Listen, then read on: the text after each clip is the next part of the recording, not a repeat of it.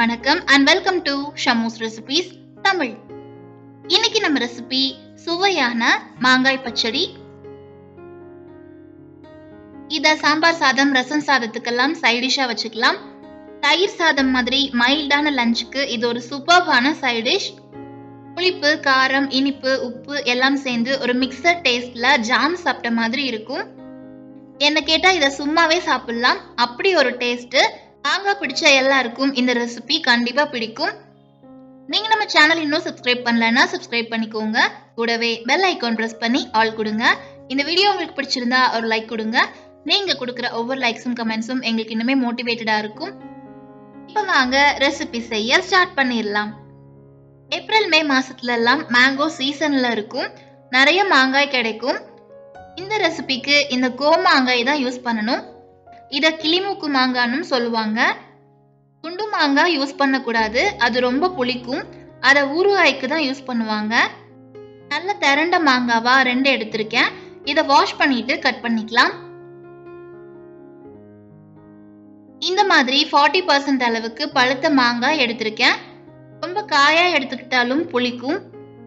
இதுவே கொஞ்சம் ஸ்வீட்டா இருக்கும். ஸோ ரெசிபிக்கு கொஞ்சமா நம்ம ஸ்வீட் சேர்த்துக்கிட்டா போதும். நான் தோலை ரிமூவ் பண்ணாம அப்படியே கட் பண்ணி எடுத்திருக்கேன். தோலை ரிமூவ் பண்ணிட்டு கூட கட் பண்ணிக்கலாம். இந்த மாதிரி தின் ஸ்லைஸா கட் பண்ணிக்கோங்க. ரொம்ப திக்கா பெரிய பீசஸா போட்டோம்னா வேகிறதுக்கு ரொம்ப டைம் ஆகும். இப்படி போட்டோம்னா சீக்கிரமாவே வெந்துடும். இப்ப ஸ்டவ்ல ஒரு கடாய் வச்சு 2 டேபிள் ஸ்பூன் தேங்காய் எண்ணெய் சேர்த்து கொஞ்சமா கடுகு சேர்த்து தாளிச்சுக்கலாம். கடுகு வெடிச்சதும் 2 வரமிளகாய கிள்ளிட்டு சேர்த்துக்கோங்க. 1/4 டீஸ்பூன் மஞ்சள் தூள், 1 கொத்து கருவேப்பிலை, 1/2 டீஸ்பூன் பெருங்காயத்தூள், 1 டீஸ்பூன் மிளகாய் தூள் சேர்த்து கலந்து கொடுத்துட்டு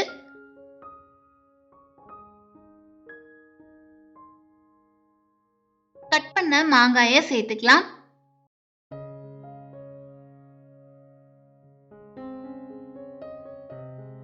எல்லாத்தையும் கலந்து விட்டுட்டு இதுக்கு தேவையான அளவுக்கு உப்பு சேர்த்துக்கலாம்.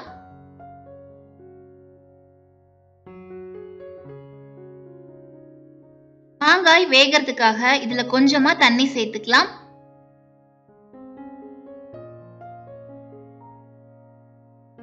ரொம்ப அதிகமா தண்ணி சேர்த்துற வேண்டாம், 1/2 டம்ளருக்கும் குறைவாவே சேர்த்துக்கோங்க. எல்லாத்தையும் கலந்து விட்டுட்டு ஒரு மூடி போட்டு மூடி 10ல இருந்து 12 நிமிஷம் வேக விட்டுக்கலாம். இடையில ஓபன் பண்ணி கலந்து விட்டுக்கோங்க. இதுவே நீங்க தோல் ரிமூவ் பண்ணிட்டு குக் பண்றீங்கன்னா 5 மினிட்ஸ்லயே குக் ஆயிரும். இப்ப பாருங்க, தண்ணி எல்லாம் சுண்டி மேங்கோ பல்ப் கரைய ஆரம்பிச்சிருக்கு.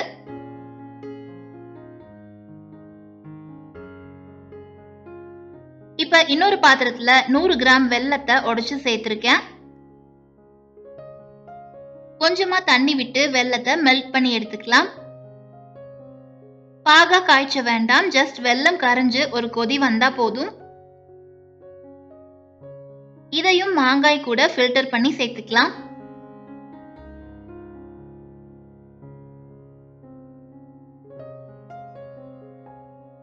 நல்லா மிக்ஸ் பண்ணி விட்டுக்கோங்க. வெல்ல கரைசலோட சேர்ந்து ஒரு 5 நிமிஷம் குக் ஆகட்டும்.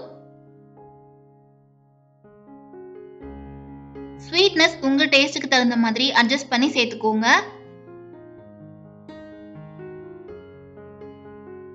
மீடியம் ஃப்ளேம்லயே வச்சு குக் பண்ணிக்கலாம். மாங்காய் இன்னும் கொஞ்சம் கரைஞ்சு வெந்து வரட்டும். இந்த ஸ்டேஜ்ல உப்பு, காரம், ஸ்வீட் எல்லாம் செக் பண்ணி பார்த்துட்டு வேணும்னா எக்ஸ்ட்ராவா ஆட் பண்ணிக்கலாம்.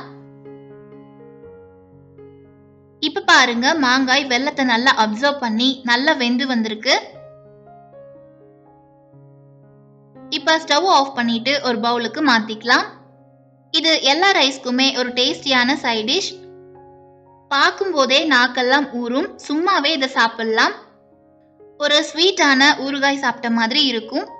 இப்ப நமக்கு ஸ்வீட் அண்ட் ஸ்பைசியா டேங்கி ஃபிளேவர்ல மாங்காய் பச்சடி சூப்பர்வா ரெடி ஆயிருச்சு. இத 10 நாள் வரைக்கும் நம்ம ஃப்ரிட்ஜ்ல ஸ்டோர் பண்ணிக்கலாம். ஈவன் சப்பாத்திக்கு கூட இதை சைட் டிஷ்ஷா வச்சுக்கலாம்.